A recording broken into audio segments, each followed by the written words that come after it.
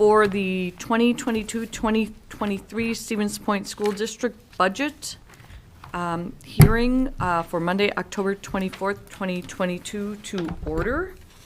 And I will ask Carlene to do the roll call and verification of quorum. Ms. Bushman. Here. Mr. Pope. Here. Ms. Portson. Here. Mr. Wade. Here. Ms. Scott. Here. Mr. Robbie. Here. Ms. Erler. Here. And Mr. Ebel and Ms. Ranow are excused at the moment. All right, we will move into the public hearing of the 2022-2023 school district budget. We will have our presentation of the budget overview with Dr. Owens. Good evening. I'll take the next 3 hours to discuss our budget and go through that. I have the presentation on the board, which I've shared with you online as well. Made one small change. It's still on the online version. We corrected that. But let's go through this. So we'll talk about the budget presentation. I start and end at this same place. I like to start right out with a bottom line, and then we come back to the same point. And you can find this on page 8 of your budget book if you'd like to look through on that. This is a look at the various funds that comprise our overall budget. And as you see, there are a total of $133 million, which comprise of several funds that make up the activities that we do, and a total of about $126 million in all. The budget that I'm proposing for you to accept at the next meeting is no change in our levy. It would be the same levy amount as the previous year. And as I go through the rest of this presentation, I'll explain that in further detail. We do have growth in our equalized value of the district, the valuation of all our property of 10.49%. So we had a pretty hefty increase this year compared to the previous year. With no increase in the levy, that would result in a decrease in the levy rate of 71 cents per thousand, which of course is a forced number which goes on. So the next slide gets into it, starts to look at the budget in its aspects of the fund balance, etc. This is on page 12 and 13 of your book. And I've highlighted that we're about $4.2 million in deficit, according to this budget.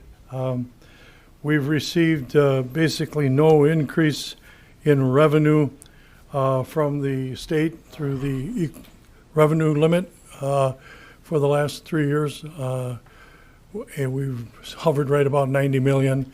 When you take out the 3 million for the ESSER funds from last year, we're at 90. If you take out and the million that we got from the governor's program from ESSER, we're at 90 million. If you take out the 3 million this year from ESSER funds that we're using, we're at about 90 million in revenue. So we're basically flat at about 90 million in revenue with no ability to raise any more unless we do something specific in that regard, which we're not going to talk about this evening. But anyway, this takes you through this with the general fund at the top. 93 million in revenue, 97 in expenditures. And then we go down through your special projects funds, the debt service funds, capital projects, food service, trust fund, and community service. We did have a question from the public asking about the $11 million in the transfer and what that involved. And I'll get to that shortly on the slide coming up. Let's move on to the next slide. This slide is found on page 14 of your book.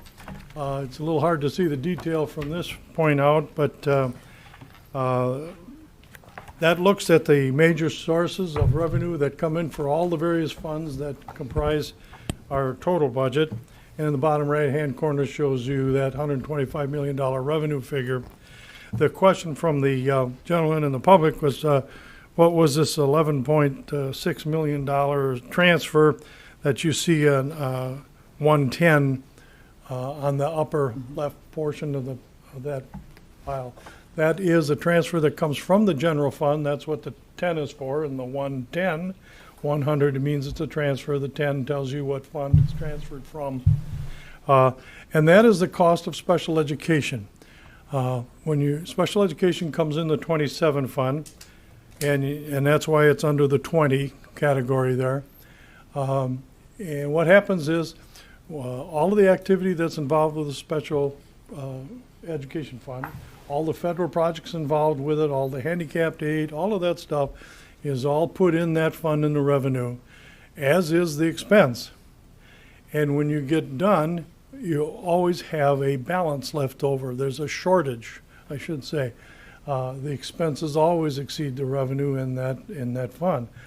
So we need to transfer from the general fund to the 27 fund to make that 27 fund balance out at zero.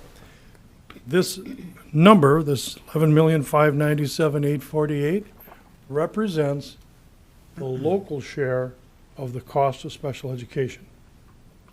Okay? So out of the whole 27 fund activity that goes on, this is the local cost of it. So if anybody ever asks you as a board member, how much do you spend locally for special education? Just look at that one number. That's your answer, just like that, okay? So that's the answer to that gentleman's question. The next page, the next slide, goes on to page 15 then, and it shows this is the expenditure side of the budget presented by semi-detailed function. And if you'll look down at the item 410000, almost at the bottom, you'll see that 11,597,000. That's the amount coming out of the 10 fund. That's an expenditure coming from the 10 fund, then transfers over. And on the next slide, if you look down, you'll see capital. These are the objects, the major objects. You'll see 800 transfers out. You'll see there's that 11 million again. So the 10 fund, 800, 410,000 is where you find the transfer that goes from the 10 fund to the 27 fund. Now these are the objects. These are things like, well, like this pen, for example. This would be a 411 found in the object major in the 400 non-capital object, but this would be a 400. And then the function that you see on the top of your page there, if it's at the elementary school, I mean, when I say top of the page, I meant top of page 14. It's the previous slide. If you see the 110,000 function, that means undifferentiated. It's used in an elementary school for the normal classroom. So a teacher or somebody buying a pen and using it in an elementary classroom, it would be a 411, 110,000. If it were a principal using this, it would be a 410, 241,000, because it would fall under the 240,000 school building administration. Okay, and that's kind of how you go through it. The function tells you the functional area in which an item is being used. Like 120, 121 is art, 122 is English, 123 is foreign language, etc. So those are all kind of the coding things that we've talked about a little bit before. That puts you to sleep pretty easily. But anyway, that's kind of how the system works, and so that's why we're looking at it this way. And that gives you an idea to look at the budget from a revenue standpoint, from the major sources, also to look at it from a functional aspect, and also to look at it from an object level, as you see it broken out from what you were showing before. Let's take a look at the next slide. This you won't find in your book. This was a separate attachment you could find online, but this should suffice because I'm only going to talk concepts here. You don't need to see the exact detail. You can. It's online. It's in your packet, etc. But this is the revenue limit worksheet. This is page 1, the first side of it. And this is kind of what I like to refer to as kind of like the working area of it. The upper portion there is the carryover from the previous year, which allows us to start things off. And the middle part of it, you've heard us, and you've heard a lot of people talk about the 3-year rolling average for the revenue limit. Well, that's the turf right there for the 3-year rolling average. The first 3 years is the upper one there, which is in the dead center of the worksheet, and it's showing a number of about 7142 is the average. Then the next one down, line 6, that is the 3-year rolling average where they've dropped out 2019 and now they're rolling in 2022. So we get a different 3-year average, and that's I can't quite read it there, but it's a little bigger number, but it's about a 45 person loss. I mean, you have a reduction of about 45 students. So 2019 had a little bit larger number in it. It had 7,200 students in it. So when you drop that out, of course, that's going to affect your 3-year average. So by losing some students there, our average dropped 45. There is a hold harmless in here with a declining enrollment exemption, which is going to roll in some $400,000 into our revenue limit. But that is, as I've mentioned before, that's only a 1-year deal, and then that evaporates. Next year's spreadsheet, when we see the revenue limit, this upper portion there, you will not include that carryover. That it's because it's non-recurring. And then at the very bottom, you can't hardly see it, but that's where the equalized value is for the district TID out. Or what that means is we have several tax incremental finance districts, TID or TIF, in our school district, and when we levy or we use that, we have to subtract out those districts because we don't get access to those TIFs until they're completed. So we use a TID out number. Now, on the next slide is page 2. And I'm not going to bore you with all of the details of this, but we start at the top and basically just fall down, filling in the amounts as they occur based on what they reference and if we qualify for the various things, etc. And we get down to a total recurring exemption. That is, those are various exemptions that come up for us. And then we get down to line 9, whereas the total non-recurring exemptions. The line 9, just above it, you see the 73 million there? Okay. If you subtract from that number the hold harmless exemption, the 400,000. Go back a slide. Can you hit just go back? At the top, you see that green line there? There's a 73 million. That line 9, less the exemption, is going to wind up on next year's sheet at that spot. That's kind of how that works. It just rolls it over. Okay, you can go forward. But we're not going to get access to that exemption again. So then we look at all different kinds of things that fall down, and we might have declining enrollment exemption. Then we've got the energy efficiency things. We have a variety of other exemptions that go in. Now, just at the bottom of that, you see that 2 million and the 138,000. We'll be talking about that. Those are the voucher amounts that we add to our levy, and they increase our levy, but they don't come to us. Those get passed back to the state for distribution to the vouchers, but I'll show you how that affects each municipality in a little bit here. And then we come down through the various things of what we can get to the revenue limit less the general aids. You can see the aids in there at 47 million. We did get increased aids this year. You probably saw a lot of articles in the newspaper about the state increasing its support for state aids, etc., which of course is 100% true. It does not, unfortunately, translate to any additional money for the school district. It simply provides, because the revenue limit, what we do is we determine a revenue limit, and from that subtract the aids, and then that's our levy. So what the increased aids do is reduce the levy, which is a great thing. doesn't provide us with any additional revenue. So until we actually start to see an increase in the revenue limit, which is something we have to see up above there with the allowable per member limit, we won't see any additional funds. And then we see in here our 38 fund, our 39 funds, and various debts, et cetera. And our debt service for 39 is increased by about 3.7 million, and I'll explain that coming up in a minute as well. Let's go on to the next one. Okay, well, I guess I'm going to talk about it now. All right. Eric Cass is here with us from PMA in the audience. He's our financial advisor. Brought this to us and suggested this as a good thing for us to do it at this time, and I wholeheartedly agree with him and wholeheartedly recommend we do this. And what we're looking at here is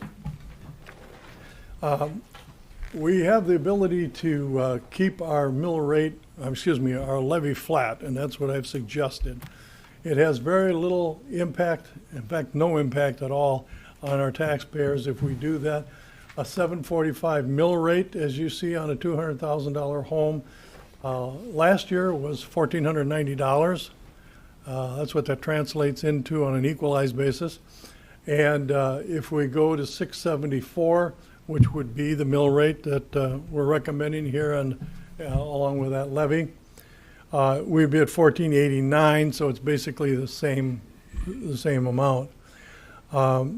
And then I went back and looked at, for 5 years, saw what was the impact on a $200,000 house. So a $200,000 house in 2021-22 would have been $172,716 in 2018-19. And they would have paid $1,411. So as you progress through for 5 years and get up to what we're recommending in the budget that we have before us tonight, the mill rate would be 674. You would see that same 1489 that we're talking about. So that's an increase in 5 years of $78, and which is about $15.50 a year. So that's a pretty low increase in taxes on an equalized basis. Yes, sir. Tom, when you say what we're recommending, So, and We're not can I recommending. I just want to note one thing just for board members to understand. We're in the public hearing phase now, and the board will have the opportunity to ask our substantive questions when we get into the board meeting portion. But right now, this is really about Tom presenting all of this to the community, and then the community being allowed to provide public comment. Once we get into the board meeting portion of it, then that's where we as board will be able to ask whatever questions we want to ask. So I guess I would encourage board members, if you can note your questions now, and we can have Tom go back through the whole present again at the board meeting, but right now we're in the public. this has to do with the phrasing that he's using, that I'm asking about. Go think ahead, I'm G, going to for answer your clarification. question in my Go ahead for presentation. clarification. It's an automatic number. We don't recommend it or anything. Well- It just happens due to the calculations, right? No. No, it's an active recommendation that we're making here this evening. And I'm about to explain it, and I think I'm going to answer your question here. This budget contains $3,702,465 of additional levy for the 39 fund. Okay? We can't levy additional for the 10 fund. The revenue limit does not allow that. We can levy extra for debt service in the 39 fund. And we are doing that to the tune of that $3.7 million. Why? Two purposes, three, but two main purposes. One, keep the levy flat so that we don't have exacerbated swings above and below, because when the next biennial budget comes out, something's going to happen. We're hopeful that we'll get some additional revenue, et cetera. So we don't want to see huge swings in the levies and the levy rates. So this acts as a stabilizing factor. It keeps the levy the same. That's one advantage. The other advantage is that this money in the spring we will use, we'll come back to you with a defeasance resolution, et cetera, and take this money and use it to prepay off some of the debt that we have on our existing debt. In doing that, we will avoid another $2 million, $2.1 million in interest. So we will save the taxpayers $2 million by doing this, so by paying it early. So we keep the levy flat, and virtually is no change on an equalized basis for a taxpayer from one year to the next. And the money that we use from that would be dedicated to reduce our mortgage, is another way to say that, prepay part of our mortgage from the debt, and that will save us $2 million in the long term. So we're kind of trading a short-term one-year thing of maybe reducing the rate further for $141 in this example, instead of dropping down to a 610 margin, and then when the new biennial budget comes out, popping back up again, and then people seeing a big drop in the taxes by 141 and then back up again maybe by $200. Instead of going through that, we keep it flat. It's about the same on an equalized basis that they pay the previous year, and we can save another $2 million down the road off, because it comes off of each year of the debts that we pay, and we get a new debt schedule as a result of that. So it helps mitigate a lot of fluctuations in the levy and the levy rate, keeps things stable, and saves us an additional $2 million of interest on our debt. So that's what's so great about the approach. Then I promised you I'd talk to you about the vouchers, just so that you are aware of what's going on. These are the private school vouchers for the statewide parental choice program. And as you see there, we're a little over $2 million. This is already included in the levy that we've been talking about. I just broke it out in this example so that you could see what's taking place. So there's about $2.1 million in the Wisconsin Parental Choice Program, and in the Special Needs Scholarship Program, there's about $130,000. Those two combined make up the number that I show you on the table to the left. And the chart, or the graph rather, is just showing you by municipality the various municipalities that make up our school district, what their portion of. Obviously, Stevens Point, Plover, and Hull are going to take they're the largest portion of our district, so they pay the larger portion. So when you see our total levy is this much higher than we need it for our purposes, because we're levying on behalf of the state to collect this and for vouchers programs within our district. Okay, so just wanted you to be aware and make the public and provide that information to them. So this is the levy, the same amount as last year, the $39,010,507. And this shows the equalized value of the district by the various municipalities, the 18 municipalities that make up our district. We have one city, a few villages, and mostly towns, et cetera, that make up our school district. And some districts, some towns do not entirely fall within our district. That's a very common thing. They can be a small portion, or it can be 100%. It's something in between. But the percentages that you see in the column represent the percent of the total equalized value that each municipality is of our district.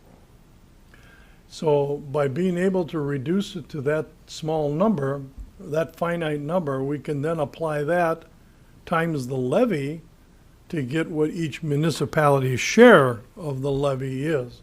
So if you look at the next slide, this shows the equalized value and the percent of change. The graph on the right shows pretty clearly everybody is increasing this year. Every municipality increased. One barely increased, not by much at all. And then the town of Grant went up quite a bit. They jumped about, what is it, 30%? 44. 40, okay. So they jumped quite a bit. And so there's some shifting that can take place in terms of the total load, but on an equalized basis, everyone always pays the same compared, no matter where you live in the district. The next slide shows us the levy and the comparison to the prior year. So you see, of course, the levy change is 0 for the district, but you'll see that there are percent changes within each municipality. That's reflective of the fact that each municipality changed differently from last year to this year. Some grew quite a bit and some didn't.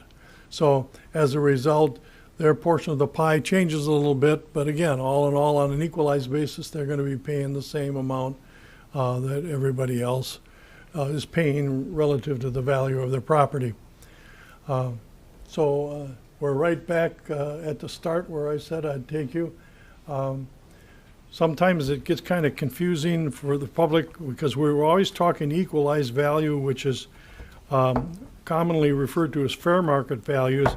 I have on page 18 and 19 of my book a brief simplified explanation of the difference between equalized versus assessed values.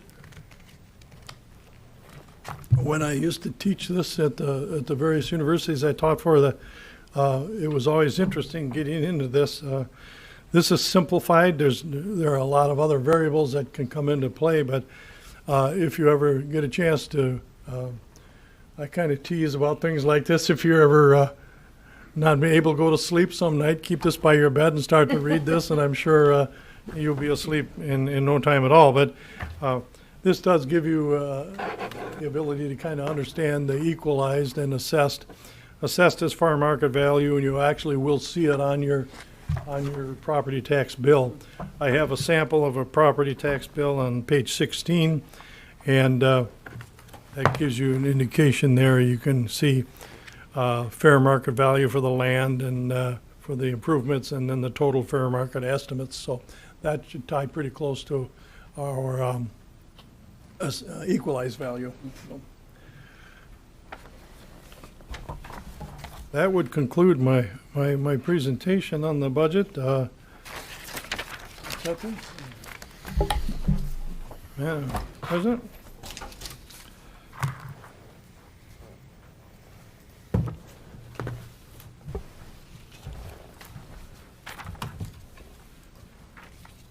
So Tom has provided the presentation of the budget overview to the community, and the school board is open for public comment.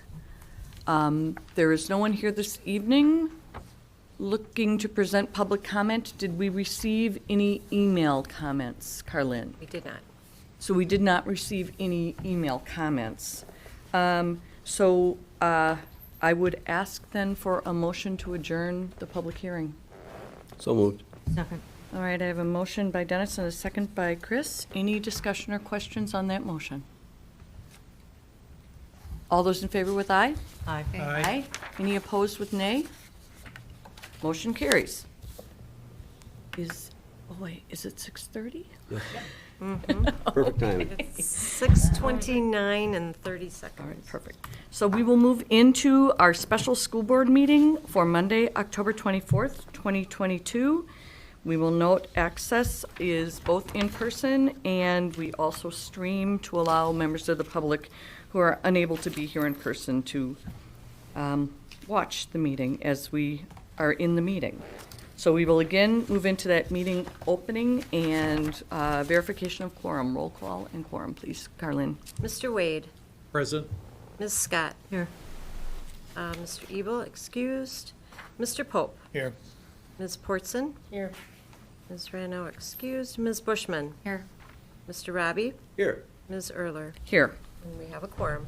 All right, we will stand for the Pledge of Allegiance. I pledge allegiance to the flag of the United States of America and to the republic for which it stands, one nation, under God, indivisible, with liberty and justice for all. We will move then into the business services, approval of the 2022-2023 budget and levy. And so I will open that up. I guess let's open it up for questions from board members to Tom or Corey. And then once those questions are done, we'll look for a motion, and then we will look for a conversation as well. Dennis? Dr. Owens, first of all, thank you for the excellent overview of the revenue expenditures, the revenue limit sheet, and the flat mill rate, which I strongly support. I just had a question regarding our deficit spending. If we were a family and you were deficit spending, you'd have to sit down and have a conversation about what kind of cost cutting you might be able to do. If you're a business and you're overspending, you probably have some kind of discussion about what kind of cuts you might do. A lot of public entities, if they're deficit spending, they at least have a conversation about what kind of reductions might be possible.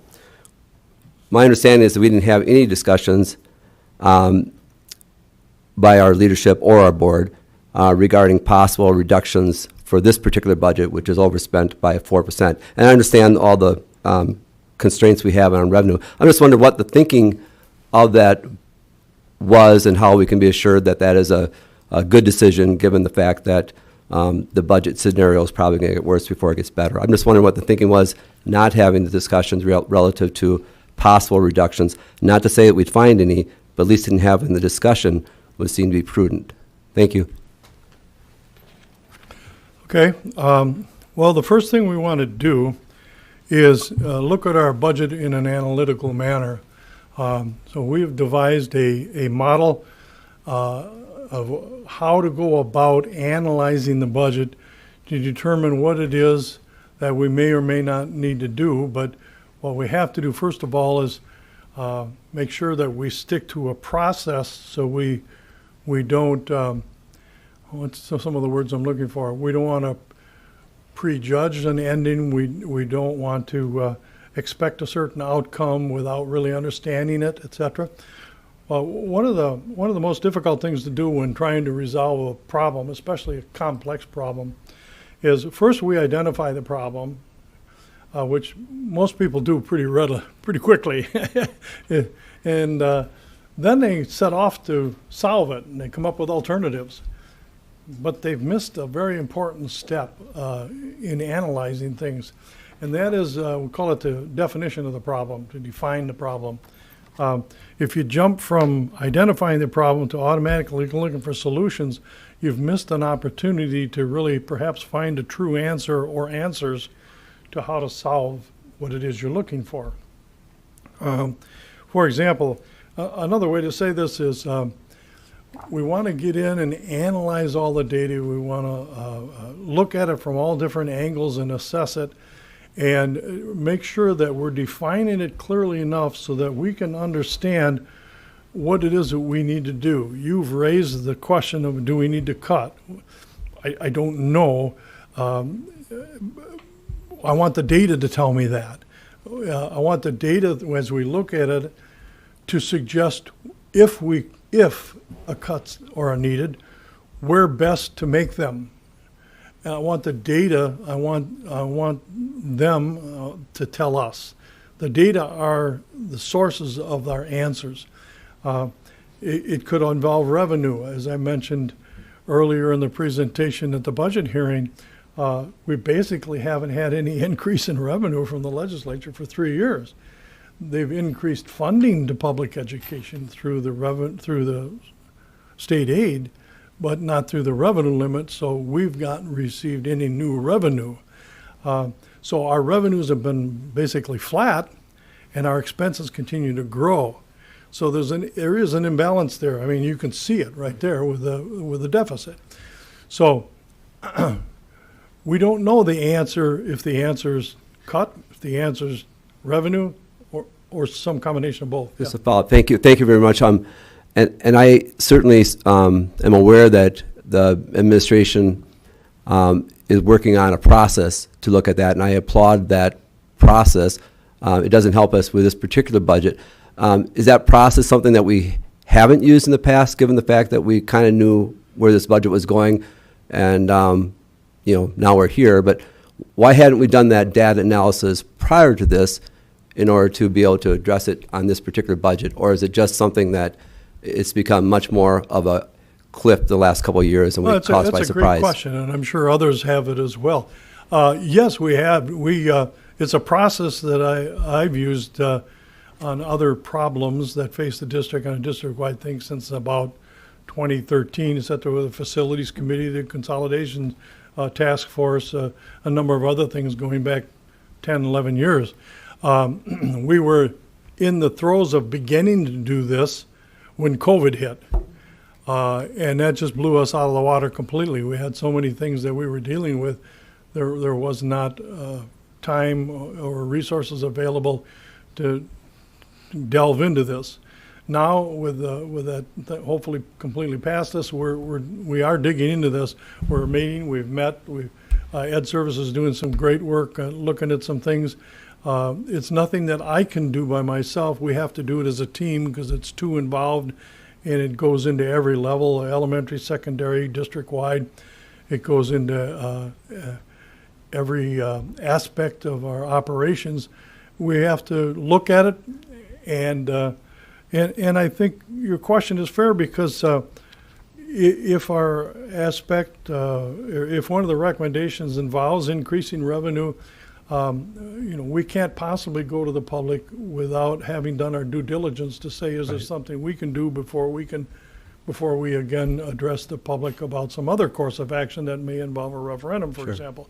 So yeah, we have to do that, and we are doing it, and we couldn't do it sooner because of COVID. But Sure. I want to thank you for the answer, Yeah. and just the assurance that prior to the next budget and this particular meeting, the board will have a presentation of what the outcomes of maybe even along the way, what you're finding out in terms of the data, in terms of the where we're at and what we might be able to do, and maybe even some discussion in terms of what our priorities are, so the board can actually be involved if there's going to be cuts in terms of deciding where those cuts might be through your recommendation. Absolutely, you're going to be involved. Thanks, and I really appreciate your answers to those Sure, questions. Thank sure. you. What is the timing for that model? I know that you guys are working on a model. Are we looking at a time? I mean, clearly before the next budget, but Well, we're probably going to have, here it gets tricky because we're just about had a big burden on our back here, but no, we already know that we have to probably have something together before the end of this school year because going into next school year, we have to make some decisions and make some recommendations. And that's just the way it is. We're just going to have to make it happen. You've heard me say before many times in the budget we're talking about tonight is our best plan as we see it right now. If everything happens the way we say it's going to happen with revenue, and if everything happens the way we estimate it's going to happen with expenditures, we'll wind up with a 4.1 deficit. Will that happen? No. Because I've also said the budget's wrong. And I've also qualified that by saying it's wrong because there are too many things that happen in life between the time we adopt this budget and the time it finishes on June 30th. There's just so many things that are going to happen, and we don't know what they are. There's thousands of accounts. There's all kinds of things. We wound up okay last year. We had a deficit projected of $2.7 million, and we wound up with a little bit of money left over. Now, some of that was because of COVID, some of that was because of the government, but some of that was also this myriad of changes that happened. So out of a $130 million budget, we can make a swing of a couple $1 million, and that represents only a couple percent or something like that. But 4.1 is starting to get bigger, and as I mentioned, that's happening because our revenue is frozen and our expenditures are increasing. They're not increasing. Well, they're increasing for reasons like heat, light, air. All of the utility costs are going up, and then, of course, when you have salary settlements, that increases the cost, et cetera. So there's a number of things we're going to look at, and about 81% of the budget's made up of salaries, benefits, and purchase services, so that's obviously where we're going to concentrate our initial look at it. And then, thank you, Tom. Just another question. So certainly this isn't the first time we're deficit spending, right? So absent of the budget model that you're creating prior to COVID, in the past, when we were in the red, how did we determine what we were going to cut? Well, actually, we've done pretty good in the past. We weren't usually in the hole. We were usually balanced, and it's just these last couple of years when we had some challenges from the legislature that we've been experiencing this problem. And we haven't been able to keep up with the revenues, et cetera. We've also had, because of COVID, we had a loss of several hundred kids. That obviously impacts our revenue limit. When we went to the public for the 3.5 million, the last time in recurring exemption, that increased. It's a one-time increase. It's like getting a raise. It increases your level once. But with a loss of kids, that had ate into that, and we don't have much of any of that authority left anymore. And so. And I guess I also want to add to that, Jen. So back in those days, when we were facing with deficit, that was also the time that our district had not settled labor contracts post-Act 10. And we had a series of years where we provided our staff half of CPI. We imposed settlement on them because we did not have money. And those of us who were on the board at that time understand how difficult that was for us and for our staff. And the last several years, you know, we have made that commitment. This year in particular, as we all know, CPI was 4.7%, and the state gave us 0, but they also told us CPI was 4.7.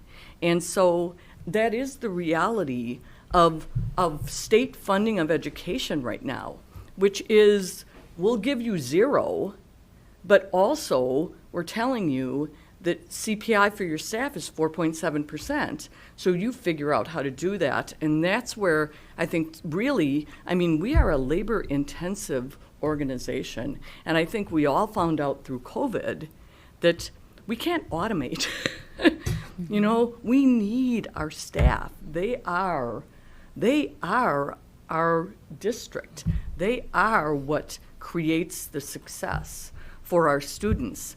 CPI next year, Tom's given an estimate, 8%? 8% is most likely going to be the CPI. 8%.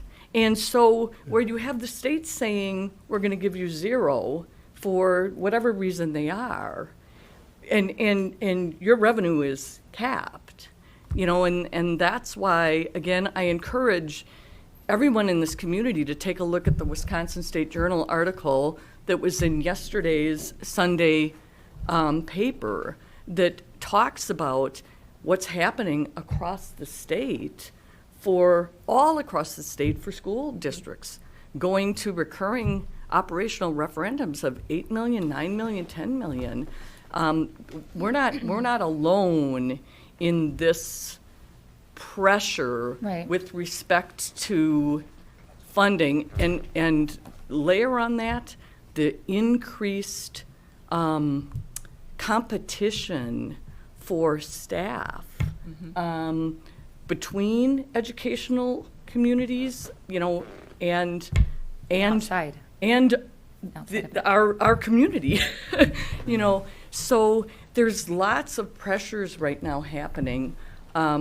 We did, as a board, back in July, and I'm just going to note one other thing. Our budget cycle, which I don't know, sometimes, I mean, for me, it was a revelation. This budget we're passing tonight started back in July. I mean, we settled the contracts. We created a budget with a lot of things up in the air from the state that we don't get until the third week in October. And so now we are passing a budget that we've already been operating under for 4 months. We as a board in July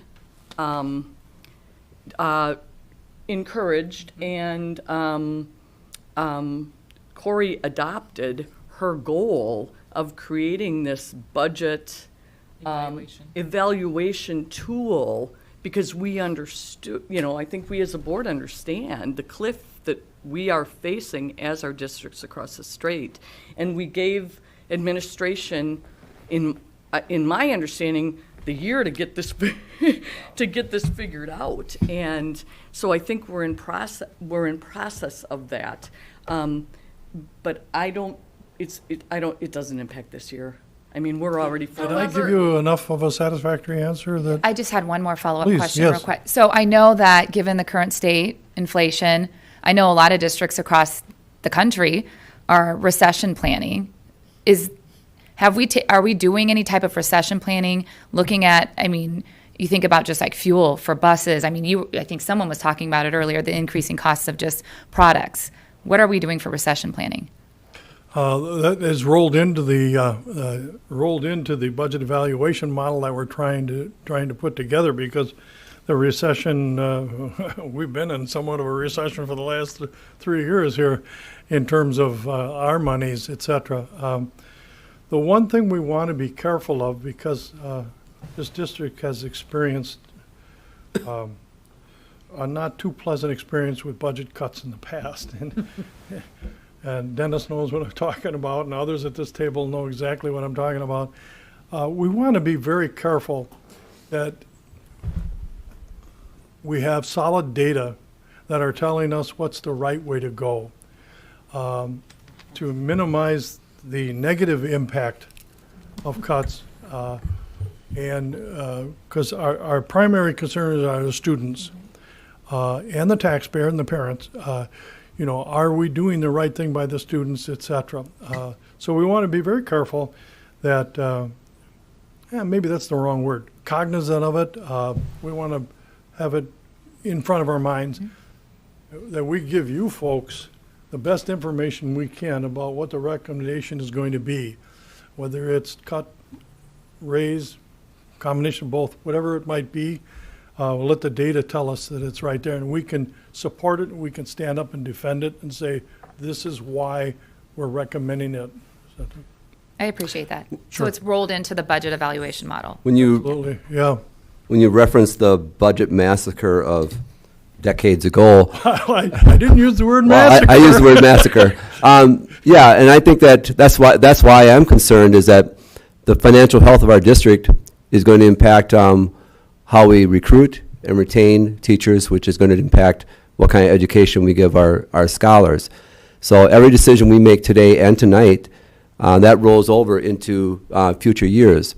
And I think there was a time a while ago when the little decisions grew into bigger decisions or problems, and then we had this fiasco where it was a fiasco financially, and it was budget-wise, and it was a disaster for our district. And we don't want that to happen again. So just like the administration and you, Tom, we want to be proactive to assure that we are in a solid financial condition of health for our district moving forward, and that we're doing things to put ourselves in that position so that we don't have to sit around here and decide, who's going to cut who at what time, and our staff does not have to think that is impending either. So if we make good judgment, good decisions, then we don't need to walk down that path. Chris? So tonight I was looking at the goals and the budget evaluation decision model. And I really think with something like this, it's really important. And I think that the superintendent and the administration, as things are progressing, things are coming up that you're looking at and saying, you know what, maybe, one of the schools, the alternative high, there's an example. But some of the things back, I can't tell you how many years, we failed 2 referendums, and before the second one, we came up with a list. And each of the schools and departments came up and said, if this doesn't pass, what will we lose? What can you afford to lose for kids? And they did that, and they didn't pass, and that had to be done. And it's extremely painful. So I think it's really important to take the amount of time to look at the things, the priorities of what we need, and if you're going to take something away, what are the results when you do that? One of the things that I was thinking about was what was presented at Ed Services and then the board, that district data trend presentation. When you look at that, you know, or the needs of, learning loss, you know, we had to put money in that, and we still have to put money in that. So when you're looking at all these things, you make a decision here, it affects other decisions throughout the district, the kids and their education. Then we have like the social, emotional. So I think it's really important to allow the administration, they recognized right away, I think even before that when Craig was here, we're going to be in trouble, and we're not alone. Today on TV, they were talking about districts who their math and English scores are going down. So it's really important to take the time to evaluate the priorities. And, you know, even if you make cuts, we may still have to go to referendum and that. So it's really important to take that time. So I really appreciate that goal because, you know, every decision you make affects another decision in that. So. And we'll continue to keep the board Right. updated as we work through the process. And hopefully we'll have the process complete, like Tom said, well before the end of the year. G? As far as those scores go, I also saw article on the fact that those scores are nationwide. Right, Yes. They're not local. right. They're all over. So everybody's facing that problem. But I wanted to ask, last year, we went through this and we projected like a 2-point-something million dollar deficit. Yet we ended up almost $500,000 to the good. How, and I know you've said this before, these are fake numbers. These are what? These are fake numbers. Well, they're not fake numbers, They're your words. but they're numbers that, well, go ahead. How, I mean, it's like hitting a moving target, and you know that better than I do, because, and you said it. How can we all trust that this is even hitting the target, you know? No good. Well, we put a lot of work into this. The numbers, as I say, the majority of the numbers are salaries and benefits, and we're actually using the numbers of the existing staff right now when we ran these. These were the staff that were in place in September. But the September staff isn't going to be the staff we have in May. There will be changes. There are going to be people that leave, people that come, take their place. There are going to be people maybe that increase. Maybe they get a degree and they change from bachelor's to master's, or maybe somebody drops to half time because there's something in the family that, I mean, life happens and there are changes that occur. We may find ways to do so. We don't know what's going to happen with the health insurance in terms of performance. The more people access the health network, the more expensive it gets. If they don't, the less expensive it is. That's another area that we're looking at, and we're being very aggressive about looking at that without penalizing, if I can use that word, without harming the ability of people to have access to health insurance. But how can we do that more efficiently and recession-proof ourselves in some way towards that? There's some pretty dynamic things out there, and I really don't want to frighten you by talking about them. But if we're here with the plans that we have, and we want to try to go over here with some more aggressive approaches, wrong word, approaches that people are currently not used to. How do I get from here to here without getting everybody alarmed? Change is difficult. So we're managing change and trying to get from here to here. So we let's look use- at that when we look at these numbers, and we try to project as closely as we can. We're pretty accurate with the revenue numbers because we don't have much. They're pretty locked in. The expenditure side, it's going to vary. All I've ever tried to tell you is don't look at the expenditure number and say, by God, this is what it's going to be, because it's not going to turn out like that.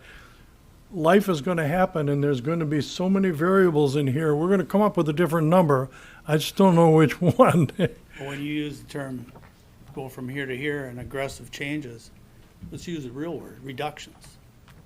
Pardon? That's the real word, is reduction, So- not aggressive changes. It's either Being nice. it's either reductions or it's increases in revenue. I mean, or. We've already discussed again, the a increases in combination. revenue. But I guess I want to note too, that this year, you know, I mean, even when we talk about Tom saying the numbers, quote, they're not real, you know, they're on a budget our size, they're within a percentage point here or there. I mean, that's what they are. And this year, we received $100 million from the government. I mean, we received one-time funding from the governor, significant revenue that we were not expecting, which ultimately swung our budget as much or more than anything else. Now, that's not something we can count on. I mean, that's never happened.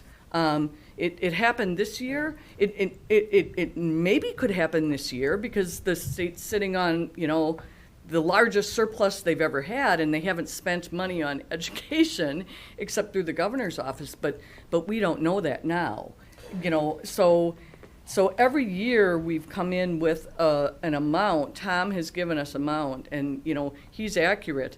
The numbers he's giving us aren't exact. They're but- projections. They're But he comes real close every year, whether it's in the middle of the year telling people no more color copies, you know, or, you know, we're looking at some pressures in the budget and we've got to slow down. And that active management of the budget. We often come around within about 3% actually, 97% accuracy. But you got to remember, in a $100 million budget, Anything can 3%'s $3 million. So if we have a 4% swing, it wipes out this deficit. Right. When am I wrong then in saying, I think it was, we asked you to project unfairly years down the road, a few years down the road, and you quoted some numbers like last year would be 2-something million, and then maybe 4, and then we'd see a huge hit like 7 million in the hole if we didn't do something. Yeah, I understand it's unfair to ask you to do that, but I thought that maybe my own being naive is that if we somehow managed last year to come out ahead, that would roll us back a couple million on those numbers, that it would give us some relief from those Sure. numbers, but it obviously didn't. compared to no, your well, a budget. 2% swing cuts that in half. You know, that's $2 million right there.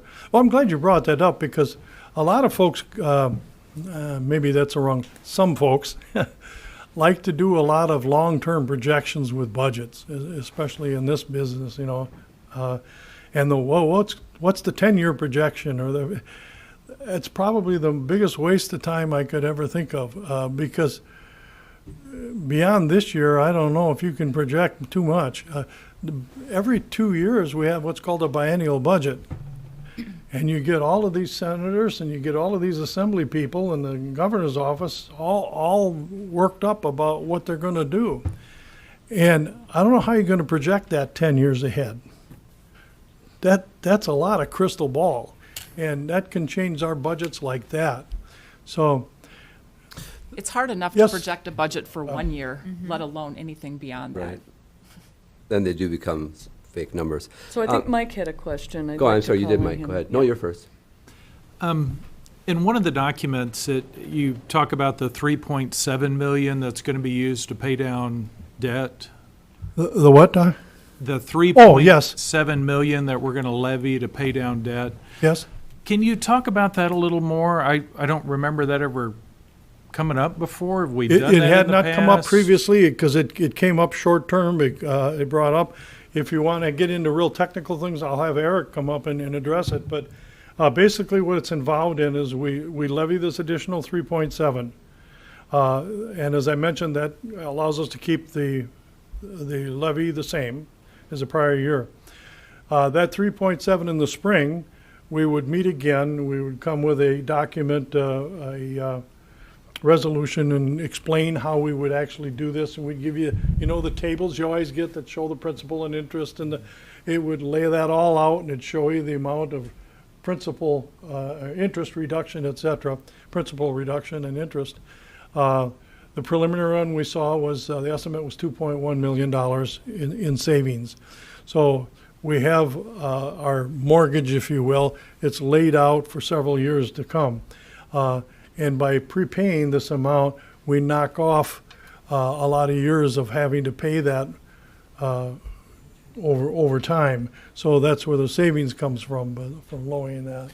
Is there a place in the worksheet where that is entered, or is it just something we do to Yes. add it's additional in expense? It's in, you mean with the worksheet, you mean the revenue limit? Yes. Yes, it's in the second page of the revenue limit. It's about fourth from the bottom, where it says 39 fund.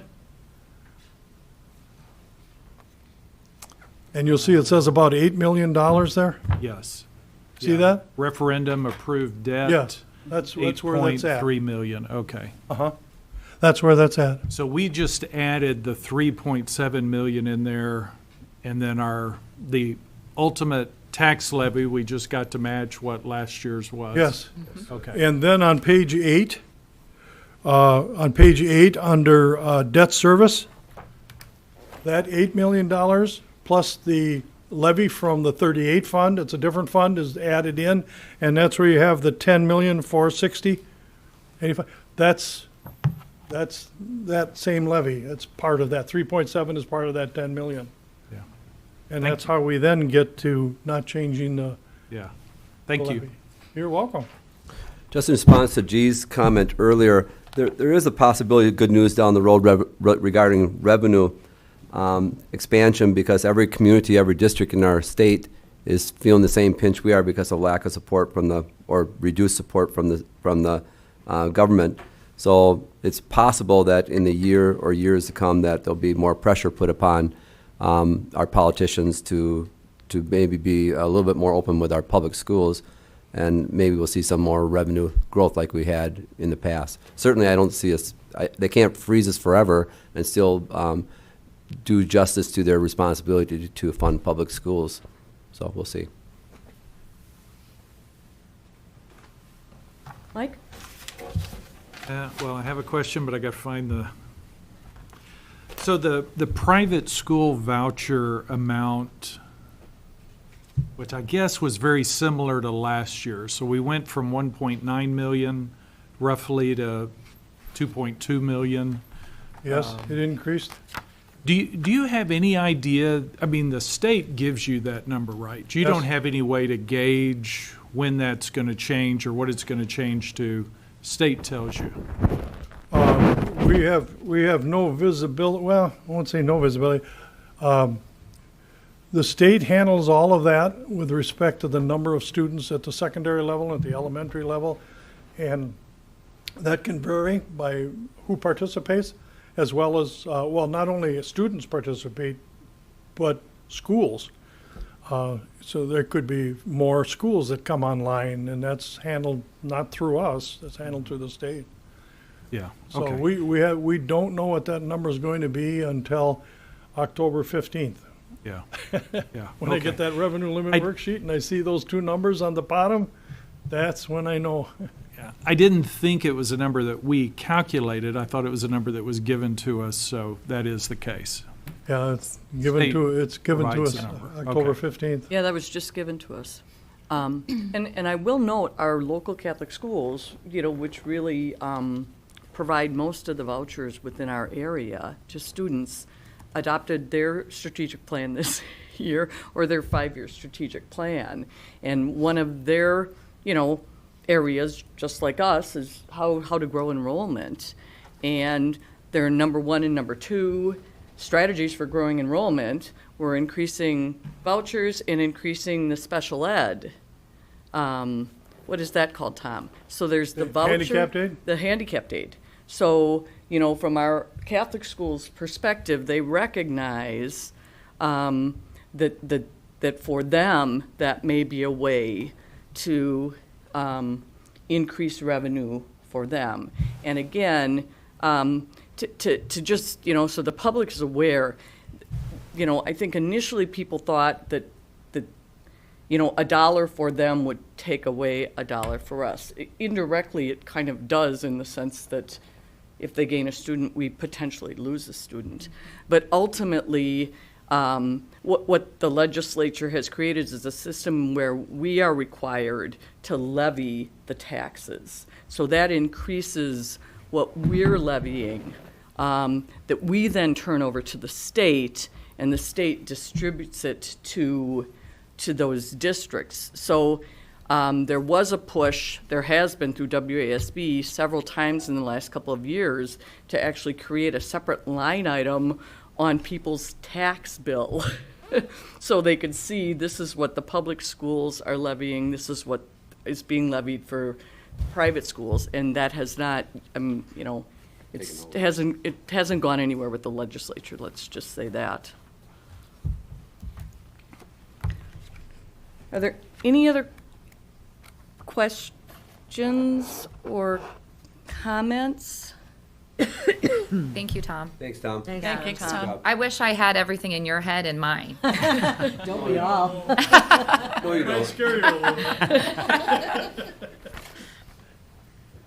So I guess what I'm looking for at this point, and we can have further discussion, but if we're done with conversation with Tom, I'm looking for our first motion, which is a motion to approve the 2022-23 budget as shown on pages 8, 12, and 13 of the, quote, 2022-2023 budget report, end quote, for expenditures of all funds at $133,228,729 and revenues for all funds at $125,908,702.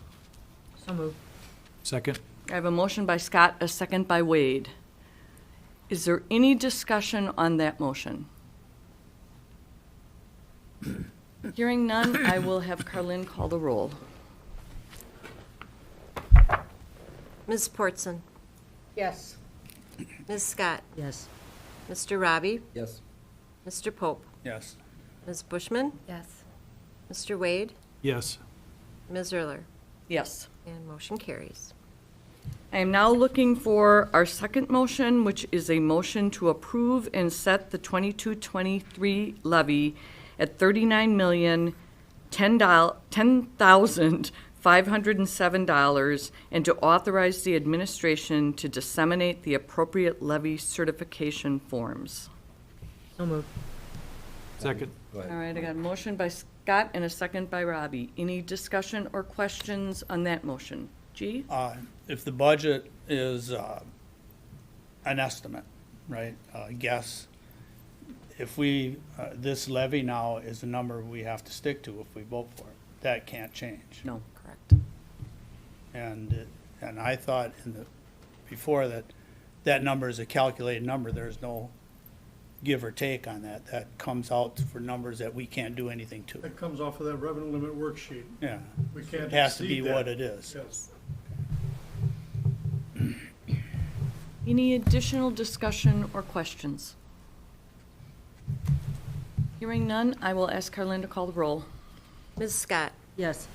Mr. Robbie, Yes. Mr. Pope, Yes. Ms. Bushman, Yes. Mr. Wade, Yes. Ms. Portson, Yes. Ms. Erler, Yes, and motion carries. thank you.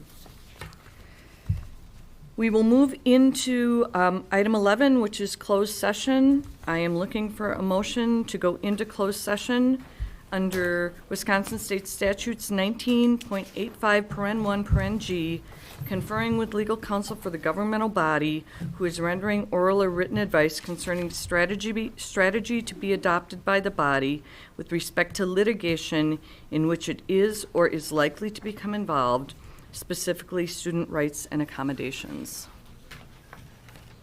Could I have a motion to go into closed session? So move? Second. Motion by Mike and second by Jen. Any discussion or questions on that motion? Hearing none, could we call the roll? Ms. Portson, Yes. Ms. Bushman? Yes. Mr. Wade? Yes. Mr. Pope? Yes. Mr. Robbie? Yes. Ms. Scott? Yes. Ms. Erler? Yes. And motion carries.